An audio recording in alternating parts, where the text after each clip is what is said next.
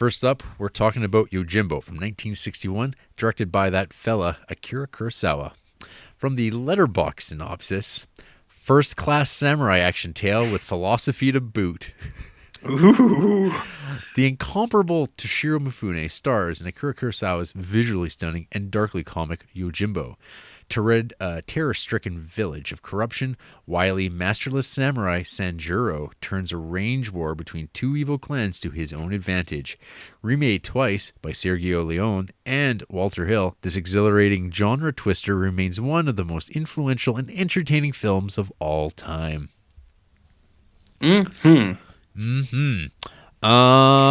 So Yojimbo is a movie that I first watched way back when I was just kind of getting into movie watching and the Criterion, renting this on VHS from the library. I think it was either this or Sanjuro that I vividly remember trying to watch subtitles that were like burnt in on top of the movie, and you could not read them because they didn't put a drop shadow underneath the text. So it would just be like, if it was white on white, you had no idea what was being said. So that was like the only way to watch Yojimbo for a very long time.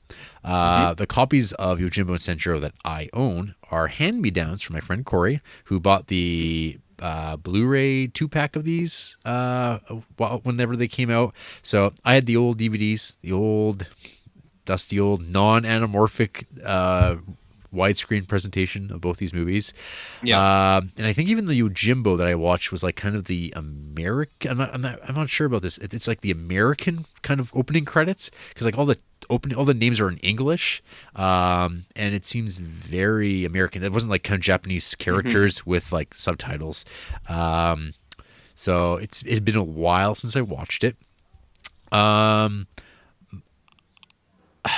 have these like weird things I don't know about these Kurosawa samurai movies. I thought you liked these. I don't know. I feel the same way about Yojimbo as I do Seven Samurai, where Oh dear. I don't know. There's some samurai movies that I just don't care that much about anything that's going on. Are there any samurai movies you do like? Yes, there is. Sword of Doom. I don't know, man. People should watch Sword of Doom and Harakiri. Those two movies are like the best. Those movies are so goddamn good. Okay. So Yojimbo is like awesome looking. It looks so good. Like the opening shot of just like Mifune just scratching himself, the that music, this sort of like it's like pre Morricone. Because Morricone wasn't making his Western music yet, because that remake of this movie hadn't existed. So like that's like really good and like very like American. Like it doesn't seem like a Japanese movie at all, even though it clearly is with all Japanese actors in ancient medieval Japan. And anyway, so you get these like beautiful shots of the back of a guy's head in widescreen, and I was like, yes, this is really good stuff. Then, our man with no name, he arrives in town and people are all like hiding indoors, afraid to go outside. And you get a dog running around with a man's hand in his mouth, which has been replicated in David Lynch movies like Wild at Heart. And that's probably the first time I'd ever heard of Yojimbo, is people say, yeah, it's the Yojimbo scene, man. Dog with a hand in his mouth. That's what people said back in the 90s. Again, I like how Kurosawa always lays everything out in his movies. Like it's just like in Seven Samurai, you know which side everybody's on. You know, like what the relationships are. It's all put out there for like a character who's hearing it for the first time, but also it's important for the audience to know what the hell's going on. Otherwise, it would all be very, very confusing. And then a guy's arm gets lopped right the fuck off, which is always like a pleasant surprise to see like such gory violence, even in like 1961 Japan. And then at this point, I don't know. I just kind of just dropped off, kind of really knowing where this movie was going. I've seen Fistful of Dollars many times. The last time I watched Fistful of Dollars, I also kind of felt it kind of like not super interesting compared to a lot of other Westerns that I was watching. There's just something about the story that it comes down to, I don't know why the Mifune character is bothering. Okay. Okay, so that's kind of like where I'm at. Like where I'm like, why is he doing this? Like, oh, you get the sense that it's for money. You don't have to answer this. You don't have to answer this. I'm just kind of throwing these things out there. Like I just don't get his motivations at all, other than like there's no movie without this guy doing the stuff, and he's playing the two sides against one another, and it's kind of illogical why characters would then like accept him at another point, other than that's kind of what goes along with it. So I've always like had this like disconnect with that general story. So I mean, like beyond like the really great cinematography and like look of the movies and of these Kurosawa movies, there's just something missing for me. Like I mean, we talked about High and Low. High and Low is like so good. So I know he can make movies I really like. He made that Akira. He's made like even like I'm pretty sure I like Throne of Blood a lot, which we'll get to episodes from now. But yeah, I don't know. This movie, it's fine. It's good. It's not a bad movie. But there's something in it about it that just like the story just kind of I don't find as interesting as a lot of other things. Sure. But I'll throw it back to you, RJ. What did you think of? Now, is this the first time you'd seen Yojimbo? Yes, this was the first time I'd seen both of these movies. Okay.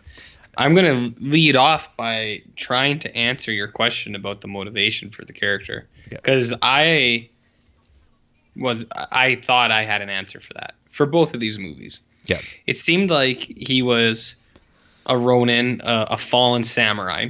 And the vibe I got in Yojimbo was that he was pitting the two crime gangs against each other just to get rid of the crime. Because like he meets that old guy and he's like, yeah, this is a bad town. Like we got bad guys over here, we got bad guys over there. And then he's just like, you got a lot of bad dudes that people that shouldn't be here. It'd be good if someone got rid of all of them. So even though he was like a drifter and like not really a samurai anymore, I felt like he was like still trying to uphold some kind of honor like pact or something, like trying to do good. I felt like that was the only reason for it. Like for almost both of these movies, he just kind of stumbled on a situation. And he's like, there's something bad, I'll try to help out. Yeah. And I figured that was it. Yeah, I mean, it's kind of the so I mean, the Yojimbo story. I maybe I'm wrong with this, but it's very much like there's the Dashiell Hammett Usagi Yojimbo. Yes. Red Harvest. So I mean, that's like essentially the story. It's the story of Red Harvest. It's like a guy kind of rolls into town and he plays two sides against one another for profit. Like that's is that a like, movie or a book? It's a book that then got made into a movie by Walter Hill called Last Man Standing, starring one Bruce Willis. Oh, it's not the Tim Allen one? No. Okay. Isn't that a TV show? Doesn't matter. That got canceled. Doesn't matter. Yeah. Yes. So continue. Anyways, no, that's about it. So like, it's the same. So it's that story. It's a very Western idea applied. Again, it's like it's what Kurosawa does. He's this like he was a Japanese man who's very interested in like Western storytelling. He threw it back through the Japanese blender, and then the movies became so popular and influential that Western audiences and filmmakers started making movies that were like those movies. It's kind of like what happened with like Osamu Tezuka, the famed manga artist. I mean, he looked at Disney and he was like, "Yeah, I could do stuff like that." And then like he became the godfather of manga, and then everyone kind of became descendants of him. And now everyone in the Western world rips off manga for their own purposes and are influenced by that, even though it's just Disney through a Japanese filter. I thought you were the godfather of manga. Not yet. That's what I've been telling people. Okay. Well. So anyways. My feelings of Yojimbo, both first watches for me. Yep. So I think what you and me are inverse people between Kurosawa and Mr. Federico Fellini. Because there are certain Fellini movies that I like. I acknowledge that they're very good. And then there's a lot of Fellini movies that I just can't get into. Mm-hmm. And I feel like you're kind of putting off that vibe for Kurosawa, where there are movies you like of his a lot. Yep. And you somewhat acknowledge that they're good movies, but a lot of them you just don't really care that much. Yep. Where, for me, I think Kurosawa's fucking dope. Mm-hmm. He's a cool-ass dude. And I really liked both of these movies. Now, I don't think either of these are at the top of the tier. They're not like the top 10 or anything like that so far. But I was entertained watching both of them. Mm-hmm. Both of them have a couple dips in where it's just like, I'm not super interested at this moment. Mm-hmm. But the rest of the movie is keeping me together. So like for Yojimbo, I think it succeeds at being entertaining more often than it's not. I really like watching Toshiro Mifune do his thing because he's just the coolest dude. Going around rubbing his neck, rubbing his fucking Scratching, pecs, pecking, and just rubbing. scratching. He's got his arms in his hoodie, his Mhm. his 16th century hoodie.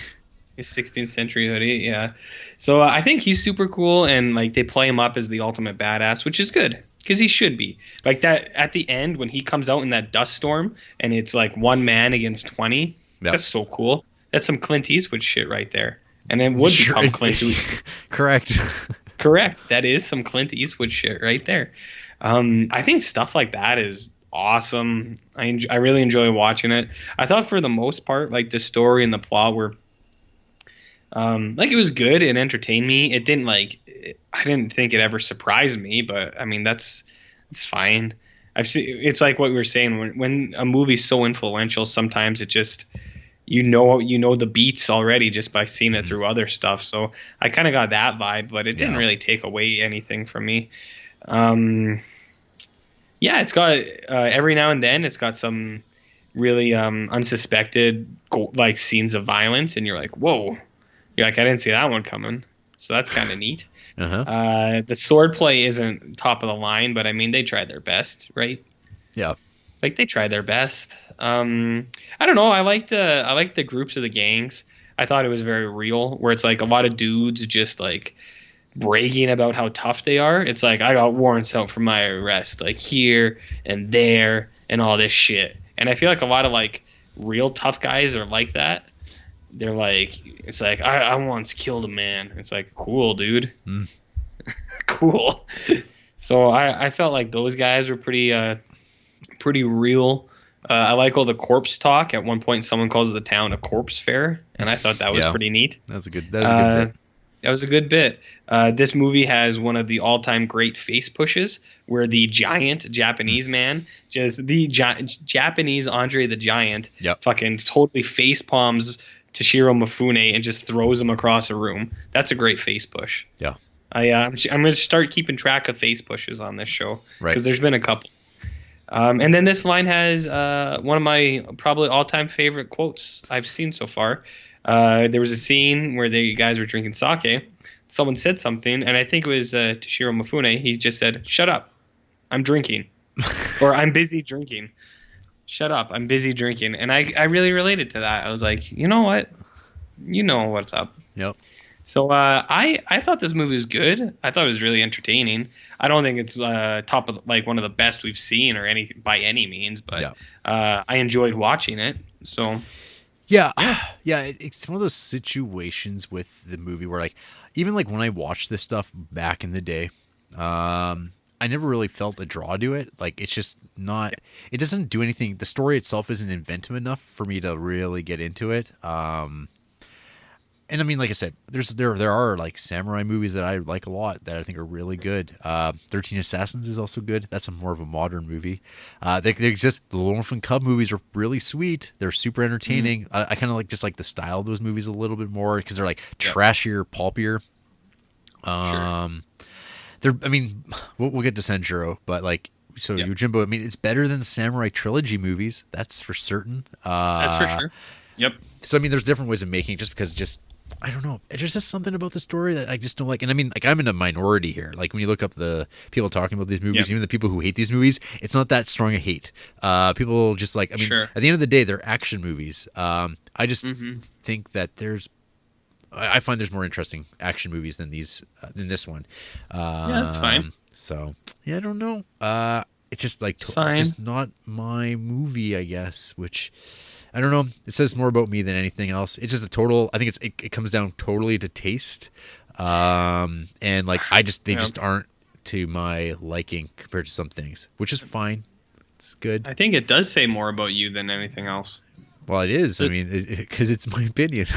you jerk. You jerk. You jerk. No, that's fine. Like I thought you really liked these movies. So I'm wrong, I guess. Yeah, I don't know. I just Yeah. I feel so indifferent kind of watching them at the same time, and I kind of like zone out. It's easy for me to get like doing other things while they're on. Like there's nothing Yeah. to keep me grounded in watching them. Just from a story hmm point of view, I'm kind of like, yeah, then he's gonna win, and I don't really care how he gets to that point.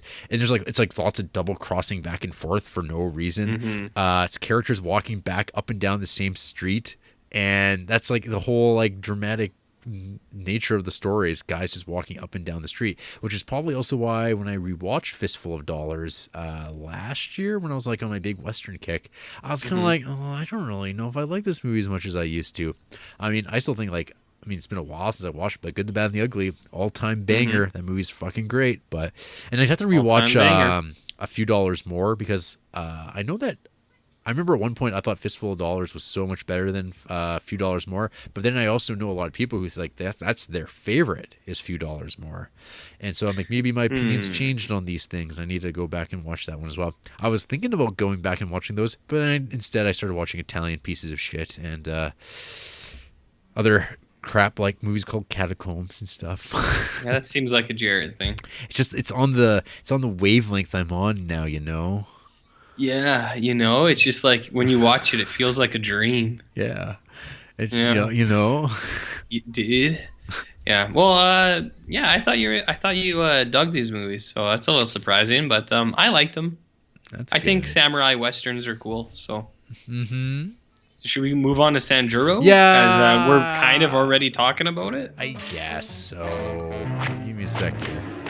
Let me pull up. I just thought of this. I'm gonna look up the letterbox synopsis. It does such a succinct, beautiful job of recapping these movies for me.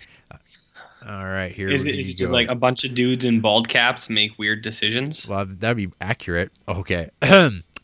So, folks, Sanjuro from 1962, directed by Akira Kurosawa. A crafty Ronin helps a young man and his fellow samurai save his uncle, their Lord Chamberlain Matsuta, who has been framed and imprisoned by a corrupt local superintendent. How exciting. Oh, shut up. So, my notes for Sanjuro, RJ. hmm Sanjuro is pretty boring. Really boring. And then the blood explosion. Yeah, that's pretty accurate for the most part. So yeah, I have never been a fan of Sanjuro. No. I really remembered that from even back when. I remember like I hmm think this movie. So Sanjuro it was definitely has that stink of a cash in to me. It's Oh, yeah. actually it was Yeah. so it was based on a novel that like and they basically just they took the story and they just shoehorned Toshiro Mifune's character, which like isn't really a character. It's just like a guy. And they went, yeah, we're going to put him in. We're going to do this story. What is it? It's an adaptation of the Shugoro Yamamoto novel Hibi Hain. The script was altered with the success of Kurosawa's Yojimbo to incorporate the lead character to that film. hmm So that's it. So I mean, essentially, it's another movie with the Yes. same character, and he's Yes. slotted in, and he gets to do kind of the same story again with political machinations and the characters all scheming and plotting, and there's hmm lots of characters just talking and going back and forth. Yeah, I just don't like this movie all that much. Damn. Yeah, I'm not a fan of the Sanjuro. hmm It's no Henry V by any means, Yeah. but yeah, I don't know. I don't know if it was just like me not being into this movie from the get go. hmm Again, Toshiro Mifune, to give him credit. I mean, that's my place is to give guys credit where it's due. Sure. He's super charming and great.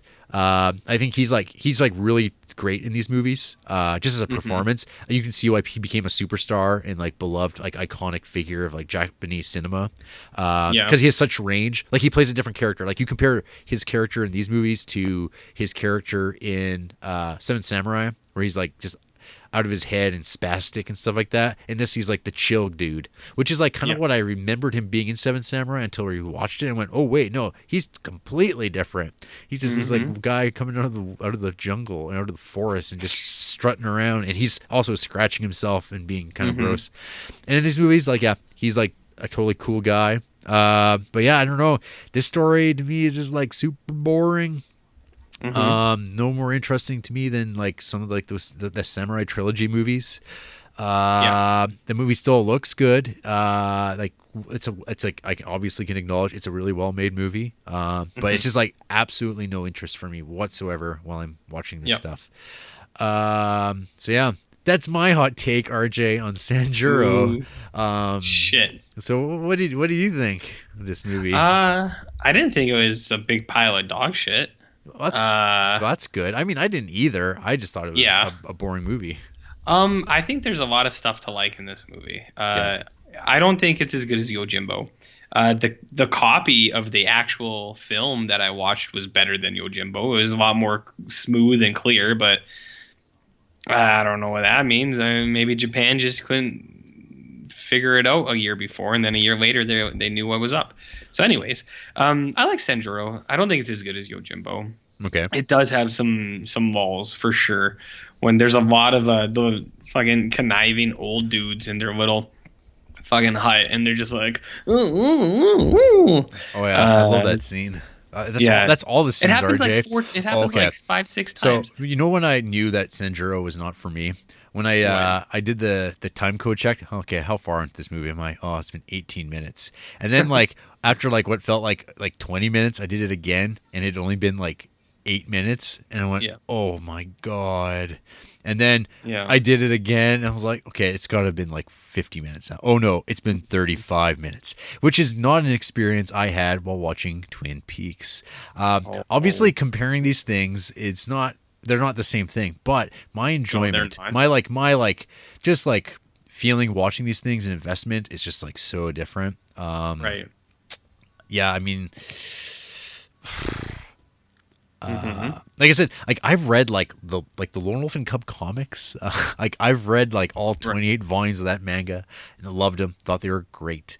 So it's not like necessarily it's like the samurai genre turns me off. It's just like these particular these stories that Kurosawa's told, just like don't draw me in as much as you think that like a Kurosawa movie should, because like he's such a revered great filmmaker who I know has made movies that I have liked, but I don't know. He's your Fellini, hey?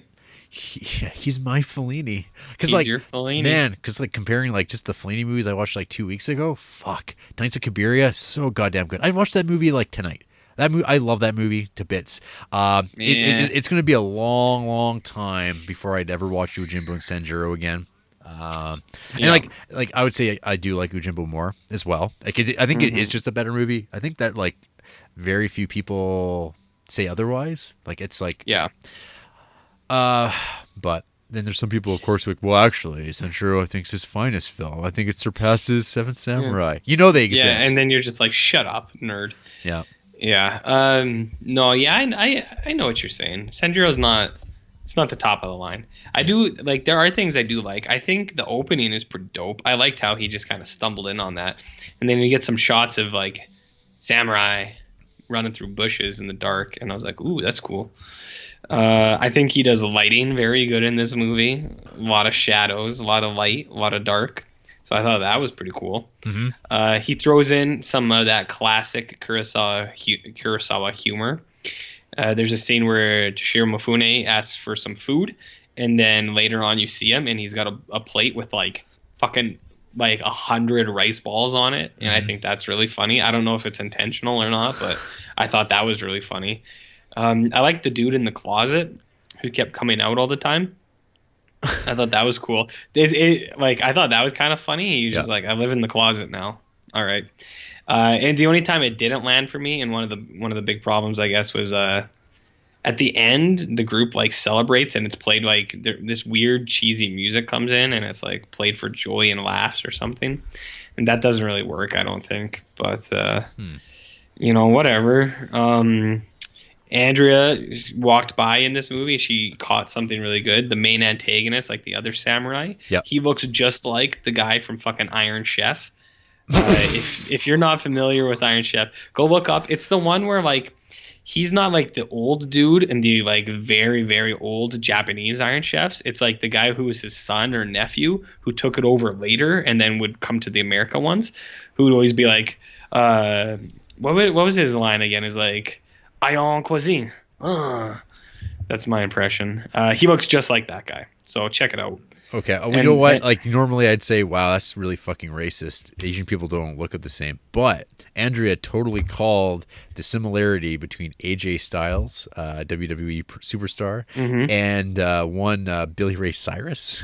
Yes. Where there's like now, like I think like the rest of the wrestling internet are catching up to this and being like, whoa, because there's this hilarious. I didn't send this to you. It was like Entertainment Weekly had a still of like just Billy Ray sitting there with a hat on, and like it was like, why is AJ Styles? Oh fuck.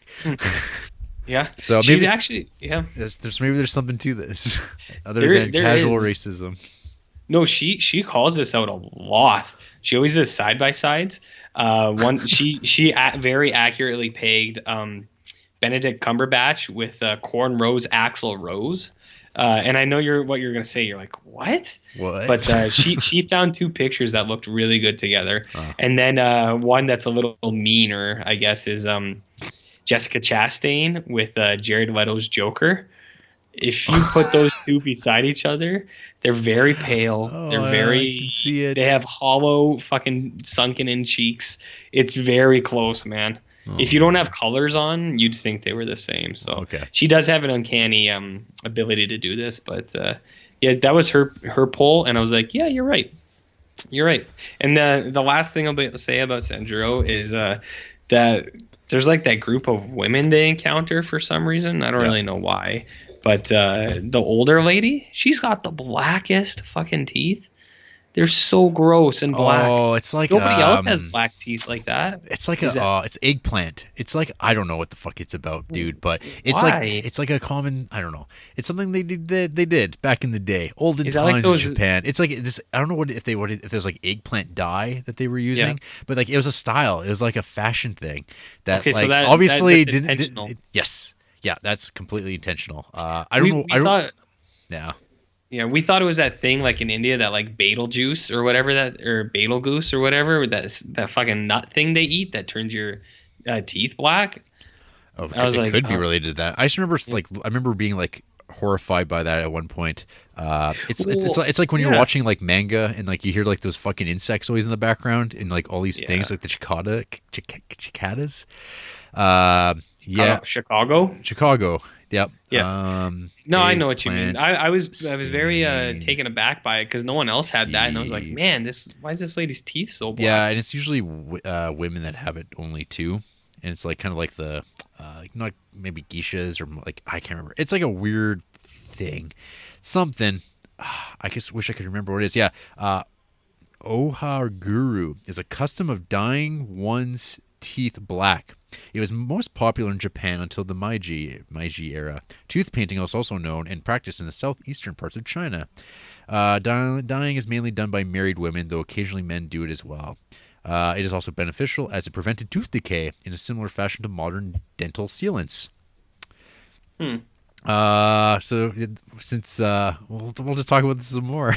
In Japan, Ohaguru existed in one form or another for hundreds of years and was seen amongst the population as beautiful until the end of the Meiji period. Objects that were pitch black, such as a glaze-like liqueur, were seen as beautiful. Blah blah blah. Yeah. Okay. There is a reference. There is it was a thing. All right. You answered my question. Black teeth means something, which I did not think it did. RJ, black is beautiful. Black is beautiful. Well, there you go. Always been on black, I guess. That's what Wesley Snipes says, right? Yep. I think that's all related here. And that pretty much sums up Sanjuro, hey? And he had blade head swords. That's true. Yeah. It's true. Mm-hmm. So there you go, I guess, eh? So I don't know. What's your defense of these movies to me? Like, do you have any? Do you give a crap? No, I don't care if you like them or not. See, I thought they were entertaining. It bugs me more, I guess, that you don't love Fellini or like Fellini as much as you should. I guess you just bug me, period. So yeah, how about that? I'll continue to harass you on those fronts. How about that? Yeah. I don't know. Yeah. I guess like I can always just I relate more to like the stories that Fellini wants to tell because they're like about real life and not kind of this like samurai fantasy. Like to me, it's like they're almost like fantasy movies. And like I know obviously there were real samurais that did heroic deeds, and perhaps they even like played one side against another in a small town to help clear it out of the riffraff. Maybe that happened all the time, but I don't know. If it did, that story could be told maybe more interestingly than in these two movies. Are you talking about Finding Nemo? Maybe. Maybe. We'll see. Do you sometimes just pick movies completely at random that have nothing to do with what you're saying? Are you looking at your like DVD shelf to your left and just saying, "Hey, Finding Nemo, that's the ticket"? No, there was actually a train of thought there. You were talking and I wasn't listening because I normally don't. But I noticed behind you in the image, your trees are moving in the wind, and I was like, trees, motion, water, seaweed, sea, Finding Nemo. So that's how that works. Mm-hmm. Yeah, I'm a cool dude. Well, RJ, I don't hate these movies, but there are some people that don't care for these movies. Yeah. Let's have it. Let's see what they have to say. Kevin Hawkins. He gave Yojimbo 2.5 stars. My first exposure to Kurosawa. Let me preface this by saying that no, I haven't seen A Fistful of Dollars yet, so hop off my back. Yojimbo features a fairly straightforward plot about a mysterious samurai who wanders into a town where two rival clans are at each other's throats and take advantage of his situation. The cinematography is good, the characters are distinct, and the story is simple. Personally, I don't think this film is as glorious as most others seem to think. It's not necessarily bad, but it's also not the masterpiece that it's hyped up to be. It's contemplating whether I should wait a while before watching A Fistful of Dollars or watch it as soon as possible. So, I mean, that guy's got big concerns here about whether or not he should watch another movie that's kind of similar. Yeah. Maybe he should have just fucking did it for his review. Yeah. And fucking had a little bit of commitment and, passion for what he does. Perhaps. Sounds like you, though. Yeah. With his criticisms. Debbie Downer. JC. These are the lowest ratings that were star ratings on Letterboxd for Yojimbo. 2.5 stars is pretty good. Yeah. I'm slowly making my way through the Kurosawa filmography. Oh, you always know someone's a piece of shit when they say that. They've watched Seven Samurai, High and Low, Akira, Rashomon. Rashomon, if you consider that a samurai movie, is pretty darn good. And now I can add Yojimbo to the list. While this certainly ranks near the bottom of the 5 I've seen so far, it was still enjoyable at times and clearly influential. It almost felt like I've seen it multiple times before. The biggest question I kept asking myself throughout the entire film, why does this samurai care so much to wage war between these two opposing clans? Sure, there's an easy answer: to rid the town of its corruption. Maybe it's a samurai code or tradition that I'm just not familiar with or not giving enough credit to, but as he continually swapped sides, made them battle for his bodyguard services, and got beat down himself, I kept asking why. Just leave. Nobody asked you to show up and stick around anyway. It also played into me not caring for any dramatics going on between either Shiba's gang or Ushitora's. When you know the end result is going to be the samurai cleaning house of both sides, why should I worry about each other's inner workings? The samurai would kill a gang member and blame it on the other, then kill 5 or 6 of the other guy's gang and blame Ushitora. Ultimately, every one of these gang members are just pawns in his game. On multiple occasions, he sits atop a bell tower, similar to a lifeguard at a community pool, watching with amusement as the two sides below go back and forth. He is God having fun with those underneath him. Now, that's not saying there weren't some entertaining moments, and some of the dialogue is just fun to listen to. You can clearly see the film's influence in cases like Leone's westerns and the 90s Bruce Willis film Last Man Standing. Oh, he read Wikipedia. Damn right. There's plenty of great action sequences and some fantastic camera work showing the desolate village streets in wide frame. I've never heard that one. That's like Wide frame. wide frame. There are also some great side characters, from the always smiling sake brewer Takashi, who yells out all the time for battle, to the sympathetic innkeeper, to the always busy coffin maker, to the weak farmer who is reunited with his wife. Maybe I'm just looking at it all from the wrong point of view, that I need to just admire the cool main character kicking ass and love it for what it is. But the question of what's the point kept me from fully enjoying Yojimbo. Someone needs to get me straight. So I mean, I don't know. This guy like seems to have enjoyed this movie and got really into it because he's like he knows all the characters. He's listing it out, spelling it all out, far more than I do. I just know I just don't care for the story at the end of the day. But anyway, He's really hammering on what the point is, but we've said before that's the wrong way to go about this stuff sometimes. yeah. If you get hung up on like certain details like that, then it's like, why watch any movies at all? Well, sometimes it can happen and then it's stuck in your head and you just can't get it out of there. I guess. It happens. And then as far as Sanjuro, here's a 1.5 star review from Creamy. Pointless, boring drivel. Shit. Nice. I like that. Nice. That's a Jared Duncan review right there. Yeah, it's not that far off. And that's the lowest one. And then we have Andy Torino. I don't know. 2 stars. Dull and underwhelming considering it is a follow-up to Kurosawa's previous excellent action effort, Yojimbo. The action is flat and the plot never amounts to much. Even Kurosawa's direction feels off for most part of the movie. How does he know? How does he know? I don't know. How do you know what he was doing? How does anyone know anything in this life? Exactly. Jeez. Yeesh. So, Jeez. I don't know. That's Kurosawa. I guess like if a Kurosawa fan is still listening to us and like has only like listened to like 2 or 3 of our episodes, they'd be like, man, this guy's a dickhead. Why would I even listen to this guy ever talk about movies? He doesn't like Kurosawa. Well, I'm really into both the other 2 that we watched, so yeah, maybe you have to prop it up. It evens out. It's the same as if someone listens to a Fellini episode, and I'm like, I don't know why I don't like these. It's just some weird thing. I don't know. You're just or the 400 Blows episode, which is our greatest hit apparently. Yep. Where everyone's mad at me because I was like, oh, whatever. Who gives a shit about this fucking orphan kid? Mispronouncing words. Yeah, well, that's your bad. I would never do that. No. Yeah. Well, I think that's it. After the break, RJ's going to split me open with a sword, and I'm just going to explode into a geyser of blood. Is that a sex thing? Just stops, and then I'm dead. Is that a sex thing? It can be.